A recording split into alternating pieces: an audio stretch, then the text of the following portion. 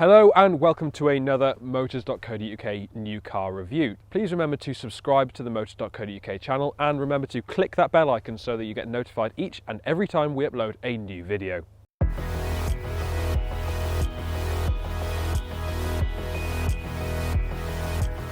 Mitsubishi claims to know a thing or two about making rugged SUVs, and that's what it wanted to show off with the ASX, albeit on a smaller scale. Now it's completely updated this compact SUV for 2019, and that means that everything ahead of the windscreen is brand new, along with more technology inside and a more refined feel overall. However, with so many competitors on the market, can the ASX still hack it? We can't fault the way the ASX looks. It's chunky and purposeful, and it looks like nothing else in the segment.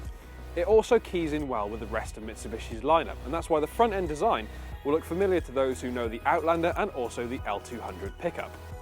Mitsubishi is proud of its rugged heritage, which is why there are so many off-road orientated features inside the cabin. You've got nice chunky controls for all the heating and ventilation, and chunky controls too for the heated seats. Now there are scratchy plastics to be found in quite a few areas, around the window controls for instance, and up here on the gear selector, but they have tried harder to lift overall perceptions of quality, which is why you've now got quilted leather here, and the gear stick and the steering wheel now have a rubberized feel to them.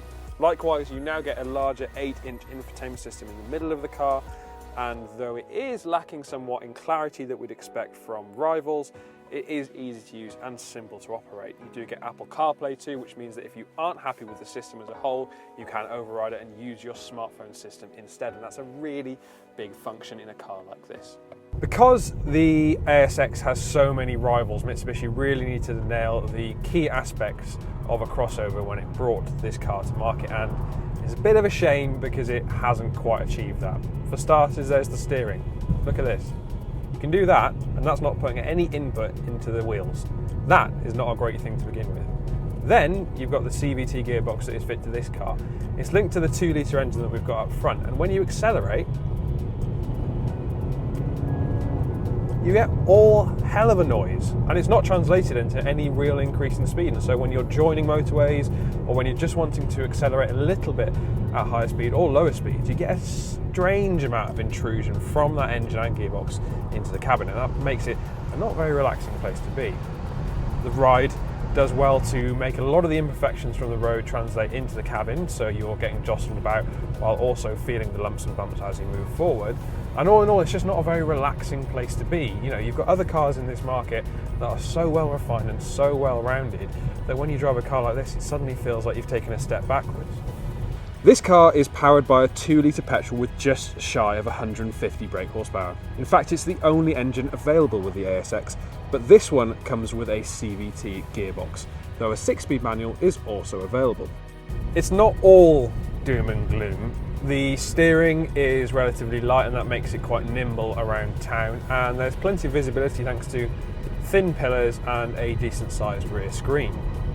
And the car's compact size means that when you're parking, there's not a lot to worry about, and when you're helped with the reversing camera that you get as standard in this model, it means that positioning the car doesn't take as much effort as it might do in other larger vehicles.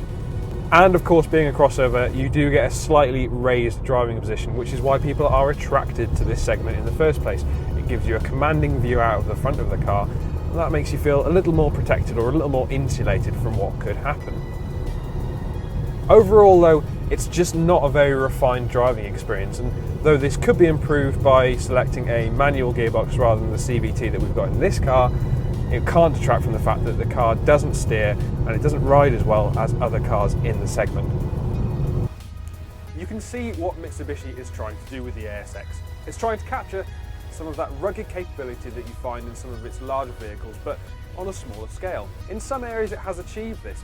It does of course get 4-wheel drive, and inside it feels pretty hard wearing, but it just misses the mark in so many crucial areas. Its refinement isn't great, that engine is quite vocal, and the ride just isn't up to the standards that we're expecting from this segment now. With so many capable rivals in the segment, it is a hard car to recommend. So what we do is hang fire until the all-new ASX arrives in a couple of years.